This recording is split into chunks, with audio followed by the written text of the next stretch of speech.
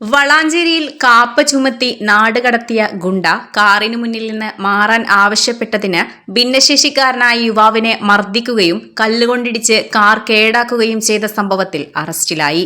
വളാഞ്ചേരി ഇരുമ്പിളിയം സ്വദേശി ഇല്ലത്ത് പറമ്പിൽ വിനോദ്കുമാർ എന്ന വിനു മങ്കേരിയും കൂട്ടാളിയുമാണ് പിടിയിലായത്.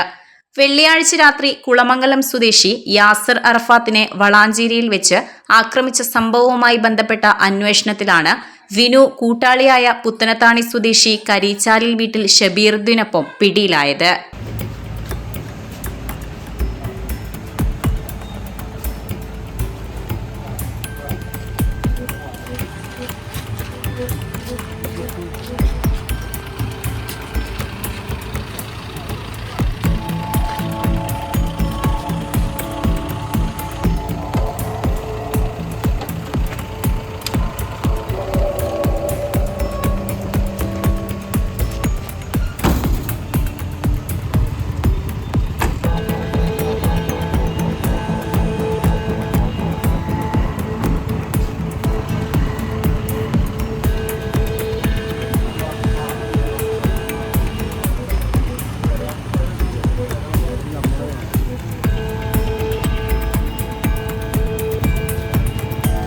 ഭിന്നശേഷിക്കാരനായ യാസർ അറഫാത്തിന് വെള്ളിയാഴ്ച രാത്രി 11 മണിയോടെയാണ് ഗുണ്ടാ സംഘത്തിന്റെ മർദ്ദനമേറ്റത്.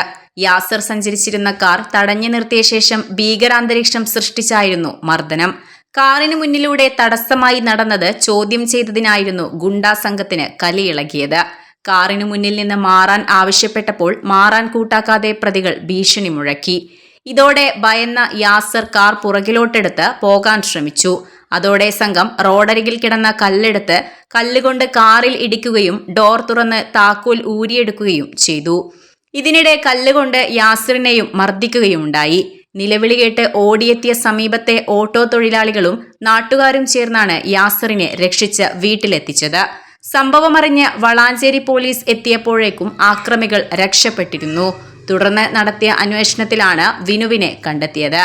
കാപ്പ ചുമത്തി ഏതാനും മാസം മുൻപ് നാടുകടത്തപ്പെട്ട വിനു വിലക്ക് ലംഘിച്ച് നാട്ടിലെത്തുകയും പോലീസിന്റെ കണ്ണുവെട്ടിച്ച് ഗുണ്ടാ പ്രവർത്തനങ്ങൾ തുടരുകയുമായിരുന്നു. കാപ്പ വിലക്ക് ലംഘിച്ചതിന് വിനുവിനെതിരെ സുവോമോട്ടോ ആയി കേസെടുത്ത് കൂടുതൽ വകുപ്പുകൾ ചുമത്തിയാണ് അറസ്റ്റ് ചെയ്തത്. രണ്ടുപേരെയും കോടതി റിമാൻഡ് ചെയ്തു. യാസറിനെ ആക്രമിച്ച കേസിൽ നേരത്തെ ഭിന്നശേഷിക്കാർക്കെതിരെയുള്ള അതിക്രമങ്ങൾ തടയുന്ന വകുപ്പ് ഉൾപ്പെടെ ചേർത്ത് പോലീസ് കേസെടുത്തിരുന്നു. 5 വർഷം വരെ തടവ് ലഭിക്കാവുന്ന കുറ്റമാണ് ഈ വകുപ്പ് പ്രകാരം ചുമത്തിയിട്ടുള്ളത്. Editor live, Valanchery.